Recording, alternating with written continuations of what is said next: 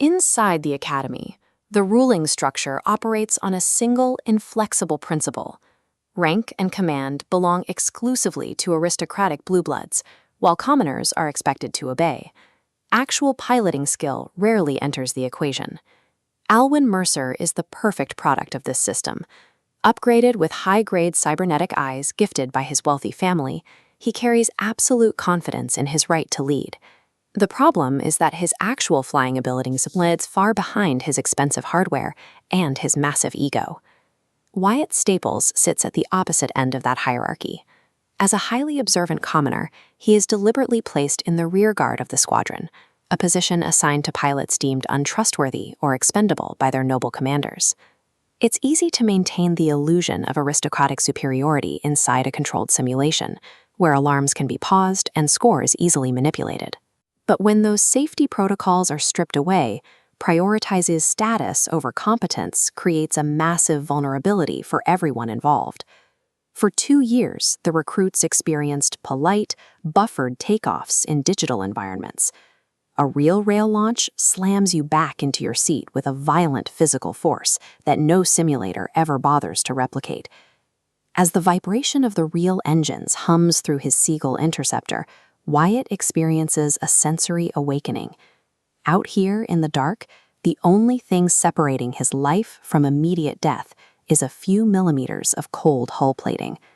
Wyatt feels an indescribable, visceral joy at the controls of a real machine. Mercer, meanwhile, issues strict commands over the comms, treating the vast expanse of space exactly like a sterile classroom exercise. This creates a dangerous collision course. When rigid social fictions meet the unforgiving reality of deep space, the resulting mistakes demand a heavy price. The diagram illustrates the standard doctrine Mercer relied on.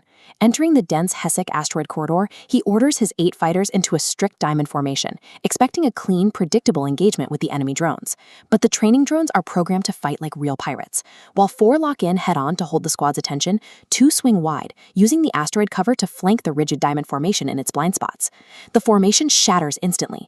Under heavy crossfire, Mercer's textbook plan offers no solutions, and the panicked novice pilots scatter in every direction just to survive the incoming rounds.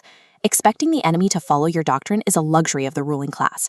In a live combat scenario, strict adherence to a manual without the ability to adapt is a fatal flaw. Seeking cover behind a tumbling asteroid, Wyatt assesses the chaos. He notices the corridor narrows heavily up ahead, which naturally eliminates the wide angles the drones are using to flank them. He knows exactly how to fix this. Shift the squad into a staggered column. But he also knows an aristocratic commander like Mercer would likely rather lose the mission than accept a direct tactical correction from a commoner. Wyatt opens a private comm channel and carefully engineers his approach. Speaking with complete deference, he suggests the staggered column by framing it as a brilliant idea Mercer has surely already thought of, feeding the noble's ego to get the right orders issued. By looking at the adjusted formation, we see why this works so well. By aligning in a single-file staggered line through the bottleneck, the squad forces the enemy drones to approach head-on, turning a chaotic ambush into a highly controlled shooting gallery. Hours later in the debriefing room, the official record is rewritten.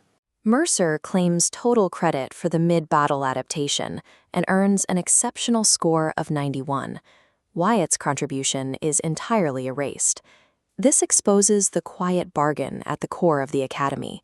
In a rigged ecosystem, lower-class recruits can ensure their physical survival, but only if they trade away their rightful credit. As the instructors praise Mercer, Wyatt checks his own internal reaction. He finds a complete absence of the bitterness or anger he expected to feel over the stolen credit. The 2 boys operate on entirely different currencies. Mercer desperately needs that 91 on the scoreboard. He requires constant external validation to justify his elite rank and mask his deep insecurities. Wyatt's currency is different. He values the tactile response of the Seagull and the specific mechanical success of threading a staggered line through the narrowing rocks to intercept the final drone. Later, in an empty hallway, Mercer catches up to Wyatt. Visibly confused by the commoner's lack of anger, Mercer struggles with his words before reluctantly muttering, "Good flying today." Mercer's brief hesitation reveals a gap between the status he was born with and the reality of his own performance. No official score can change the fact that he was forced to follow a commoner's lead to survive the corridor. Returning to his quarters, Wyatt receives a single silent nod from fellow commoner Petra Dayton. It's a brief, unrecorded acknowledgement from someone who actually understands what happened out in the void. It echoes an observation Wyatt made earlier about an abused alien maintenance worker on the station.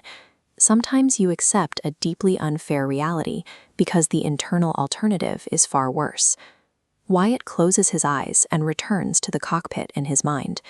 The Academy's records will never acknowledge his presence in that corridor, but for a pilot who has touched the void, the work itself is a complete victory.